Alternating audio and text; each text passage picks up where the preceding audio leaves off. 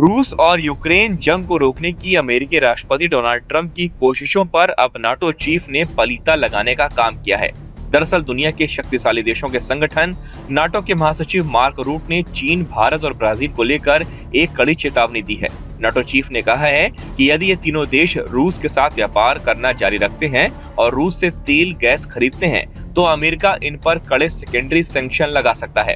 Root ने इस बात को नाटो की बैठक में और अमेरिकी सीनेटरों के साथ चर्चा के दौरान दोहराया, जिसमें उन्होंने इन देशों को रूस पर यूक्रेन के साथ शांति वार्ता के लिए दबाव बनाने का आग्रह भी किया। मार्क रूट ने सीधे शब्दों में कहा, अगर आप चीन के राष्ट्रपति, भारत के प्रधानमंत्री और ब्राजील के राष्ट्रपति हैं और अभी भी रूस के साथ व्यापार कर रहे हैं तो समझ जाइए कि अगर मॉस्को में बैठे पुतिन शांति वार्ता को गंभीरता से नहीं लेते तो अमेरिका 100% सेकेंडरी सैंक्शंस लगाने को तैयार है।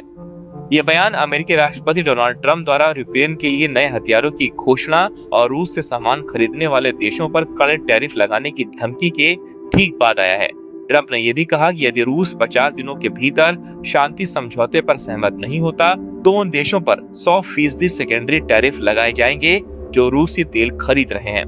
हालांकि ट्रंप ने भारत, चीन या ब्राजील का नाम नहीं लिया, लेकिन मार्क रूट ने इन तीनों देशों को सीधे निशाने पर लिया।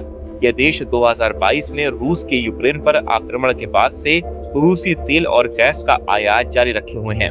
वहीं अमेरिकी सीनेटर एक विधेयक पर जोर दे रहे हैं जिसमें रूस के साथ व्यापार करने वाले देशों पर 500% तक का टैरिफ लगाने की बात कही गई है।